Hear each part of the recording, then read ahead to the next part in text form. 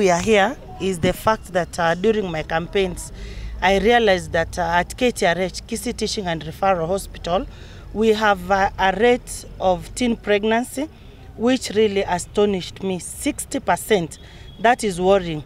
When I did my research, I got the information that when our girls go through the cut, they are told by the parents, sasa mumekuwa mama.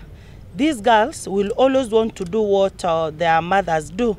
Most of them, when they've given birth, from the age of 12 to 18, they will not wish to go home because of fear of the community. They will be laughed at. They end up at the streets. Now in Kisii town at night, we have sex workers, young age. What are they doing there? They want to get something for their children. If we start fighting together and protecting the girl child, of course, even the boys, we tell them, use tools. Media tools are condoms.